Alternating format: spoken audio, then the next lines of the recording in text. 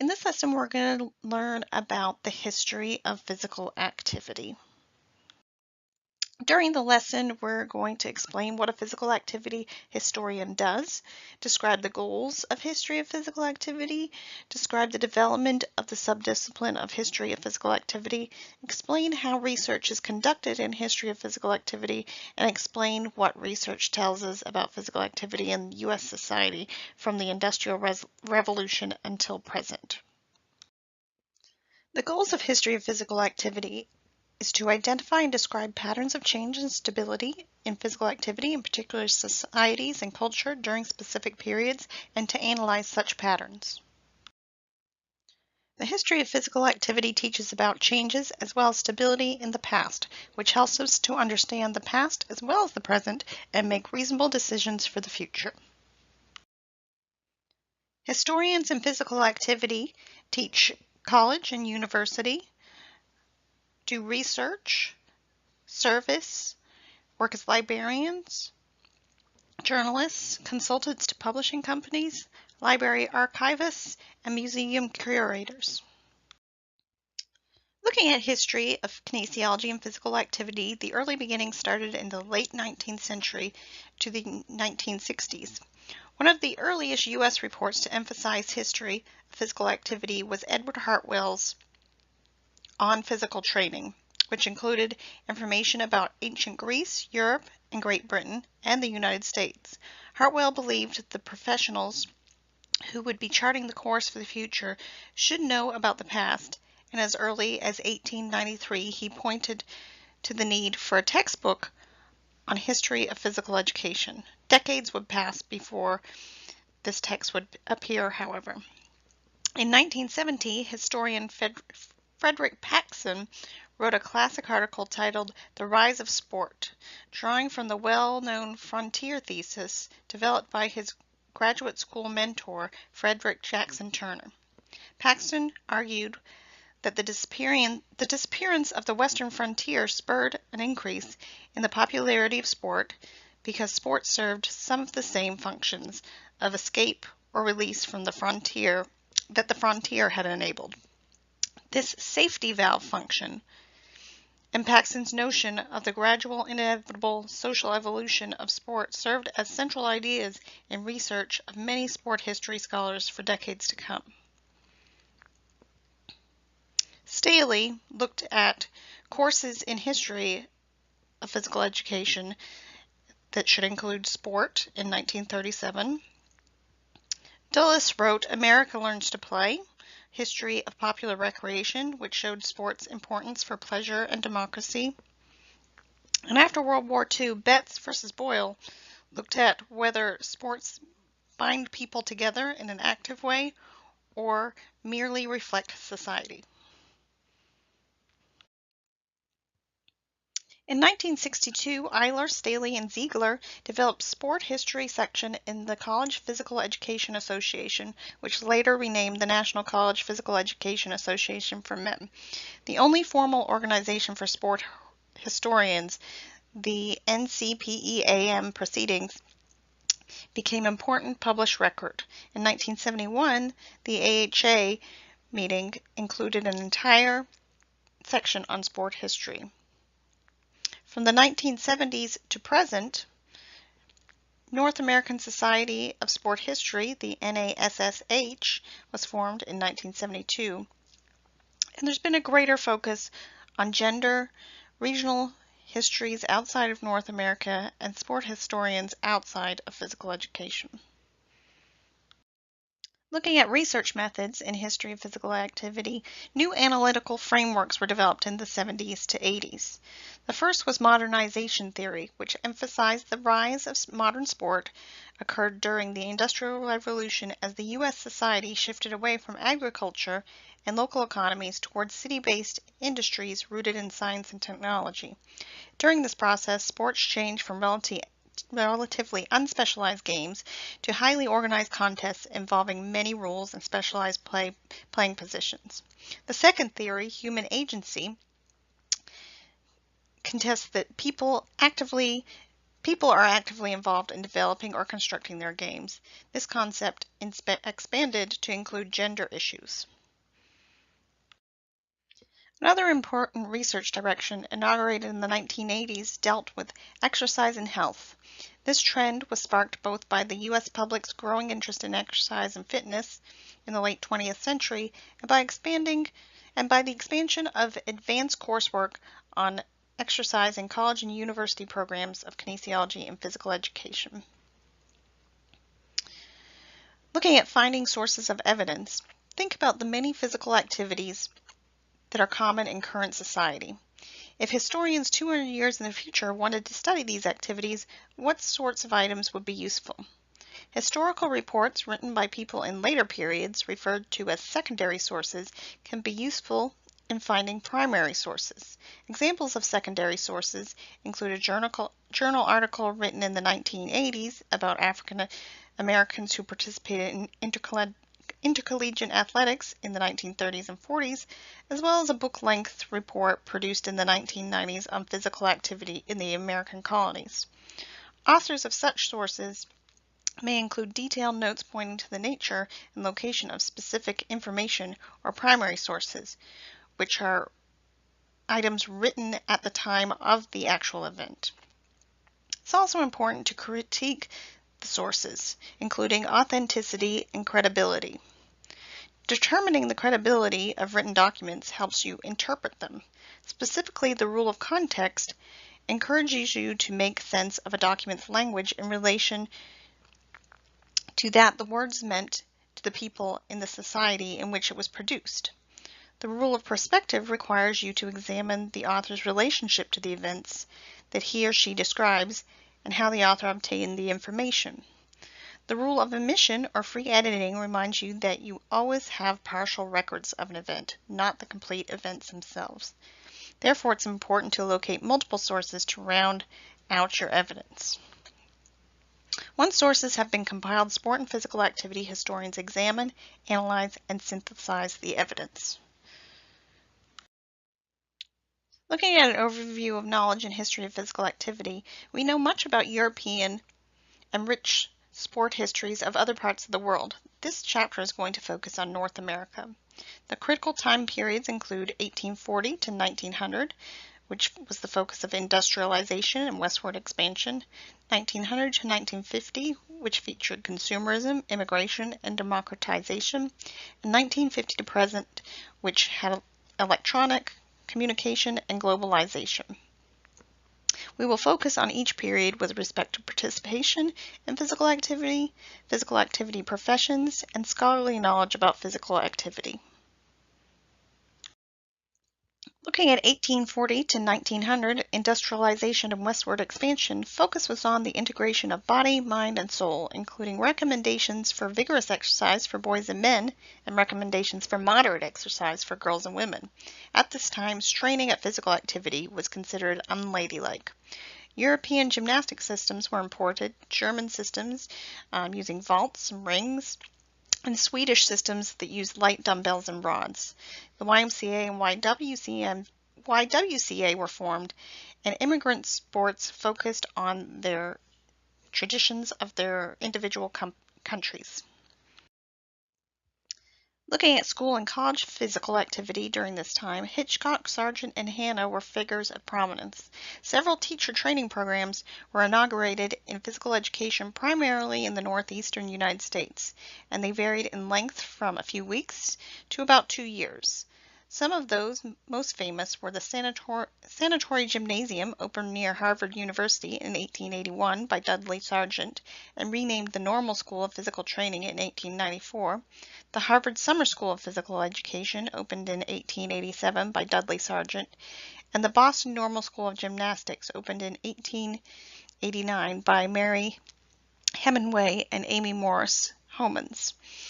Around the turn of the century, several 4-year bachelor degree programs were initiated for the preparation of physical education teachers. Intercollegiate sport at this time started under student control and moved to university control when universities saw the advantages for marketing and student unity. Women's sports were minor at the time. Physical education Physical educators included women's activities. Professional and amateur sports were created, including the modern Olympics and baseball. Early practitioners before the 1880s were physicians, successful athletes, journalists, educators, ministers, health reform advocates, business entrepreneurs, and a handful of European gymnastics specialists who immigrated to the United States. The late 19th century noted the beginning of physical education. The American Association for the Advancement of Physical Education started in 1885. After several name changes, today it's known as Shape America, the Society of Health and Physical Educators. Teaching training programs were the main focus of education in the field. Science-based investigations and curriculums boosted in the 19th century from scientific discoveries in anatomy and physiology, oxygen transport, and energy transformation, and the nervous system. Professional programs were very commonly focused on teaching physical activities and instilling positive social values in students through participation in play and sport. Though scholarly knowledge about physical activity became important in a few teaching training curriculums in the late 19th century, it often took a backseat to learning physical activities and practical knowledge about teaching them. Professional programs that focused on learning physical activities and how to teach them outnumbered scientific programs. 1900 to 1950 was marked by consumerism, immigration, and democratization. In the first half of the 20th century, U.S. industry perfected mass production and churned out a wide variety of consumer goods, ranging from automobiles to refrigerators to canned food. With readily available products, entrepreneurs stepped up their advertising to encourage members of the public to become enthusiastic consumers. The rise of consumer culture also benefited big-time intercollegiate sport and professional baseball and football leagues, which became major parts of the growing entertainment industry.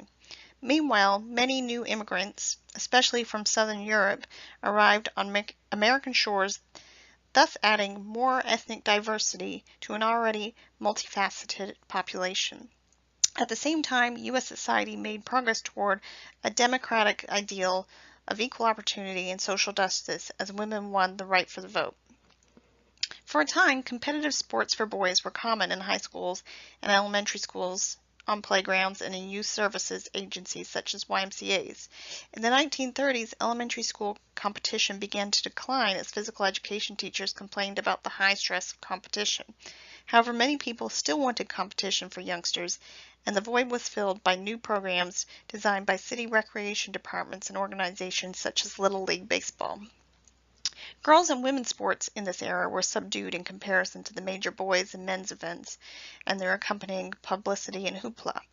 A few women did achieve national and international success in sports such as tennis, basketball, golf, long-distance swimming, and track and field. For the most part, women trained and competed outside the education system in settings such as private country clubs and industry-sponsored leagues.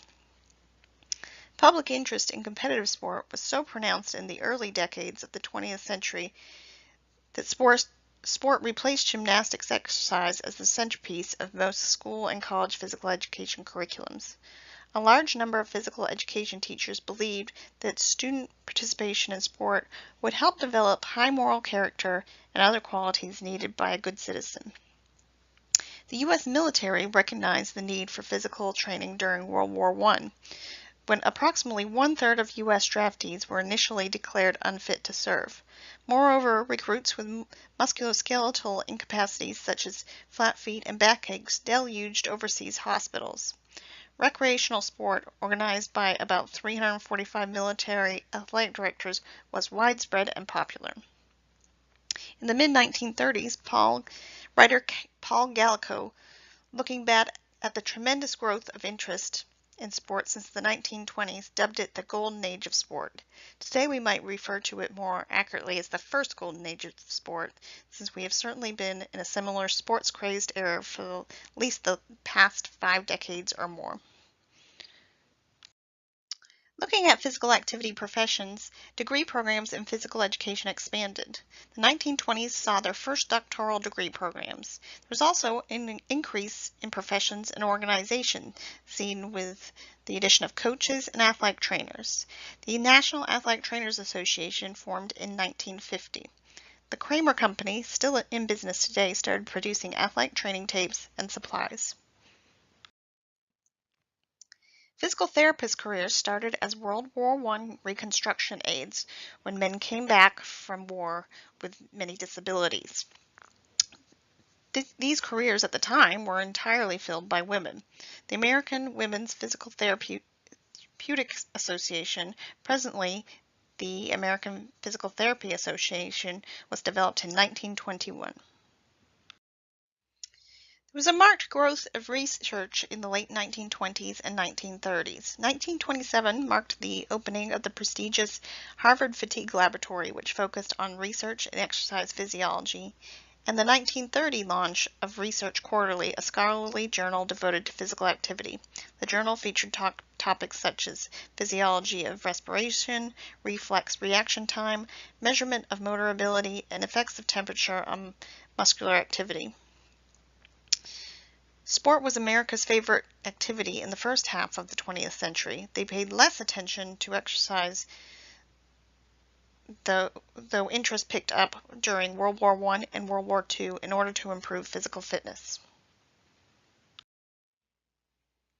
1950 until present has been noted for electronic communication and globalization.